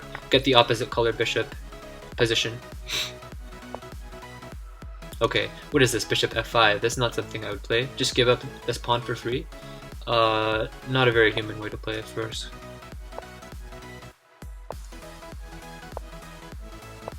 Yeah, not much to be said here. It's basically equal for a while. Let's skip through it since it's a long game. Around here, yeah, rook c1 apparently is not a great move. I should play h4, exactly this idea of clamping down that I was mentioning, but mildly scared of bishop f2 and targeting this pawn, but I guess not much to be feared because this bishop had a responsibility to cover the square. Now my rook can go hunting and win that pawn, so something to keep in mind. And yeah, I think rook f1, yeah, mistake. f5.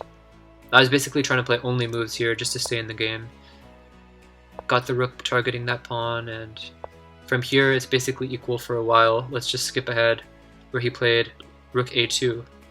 What is this? Oh, of course. This is a must-see, right? You're checking you're forking the two pieces. Well, first of all, yeah, he's got to take. And then you're just winning this rook over here for free. So, yeah, really big miss from me. Granted, we were both all in time, but I had it for 2 moves. Even here I had it, so should definitely be seeing that. And then here I made a big mistake. Bishop c6. Yeah, I was worried about this guy running, but I thought I could go chase him down.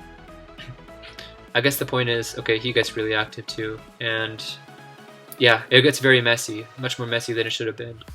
But you play for a win, you have to risk something. You're not going to get free play. So generally I thought this plan that I executed was pretty cool. We put the bishop defending this pawn right here and get him to his ideal square, which is right here, where you can cover both of these pawn weaknesses. And then your other pieces, your rook and king, are free to go do other things. Round up this pawn, your rook can go attack mode. I really liked this plan. And yeah, he crumbled really quickly. He played bishop b4, which was the natural move, but it loses a piece. And not much to say from here, yeah. This is just conversion, winning pieces, and some clean checkmating pattern here. Checkmate in 7 executed on the board. Cool. That was basically all I wanted to do for my first day. Just play some Blitz, test out my whole setup, and see how everything goes. Pretty excited to be doing this and to be sharing my training techniques with you all. If you want more content, definitely subscribe to my channel here on Twitch. Also be posting stuff on YouTube. It'll mostly be these streams. Let me get this pretzel guy to be quiet now. Yeah, I'll just be posting my my videos on YouTube as well. Definitely subscribe on there as well. Play Lion Chess on Twitch and YouTube. And once I decide like how frequently I want to be doing this, I will post my stream schedule as well. So definitely subscribe for more content, especially if you liked it. And yeah, thanks everyone for this. And I will see you guys in the next one. Thanks.